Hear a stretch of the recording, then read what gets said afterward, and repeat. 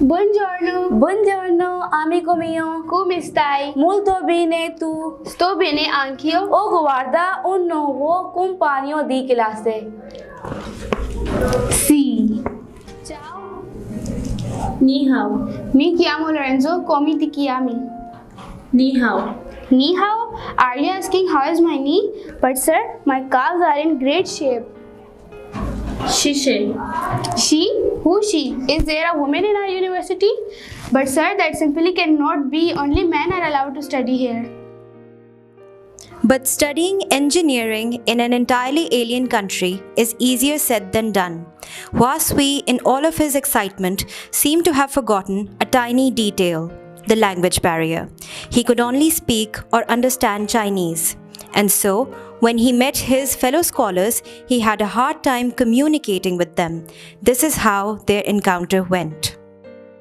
And so, Hua Sui's first encounter with his foreign peers ended with a lot of misunderstandings and puzzlement on either side.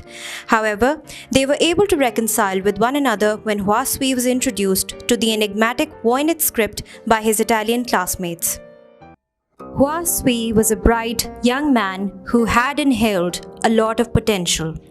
Ever since he was a child, he had always been eager to learn about new things. By the time he approached his youth, he had acquired knowledge in a vast amount of subjects. But there were still a lot of things that remained to be explored. And so, when he found out about Italy, a country in a faraway land called Europe, his curiosity grew stronger. He collected books to learn more about this amazing country that had become the birthplace of the Renaissance, the new age of revival and learning. People in Italy were researching about various topics such as art, literature, architecture, and above all, science. Being unable to contain his excitement any further, Hua Sui was utterly fascinated by the different signs and mysterious emblems of the script. He hadn't seen anything like it before. He was so taken with the fascinating script that he would spend hours poring over it, studying it to try to decode what the symbols and drawings meant. Everything that the book's pages contained was a mystery in itself that no one had been able to neither crack nor solve. Nevertheless, it gave Hua Sui an inspiring idea to invent a device that would make captivating books such as the likes of the Voynich script easier to access for a large number of people at the same time.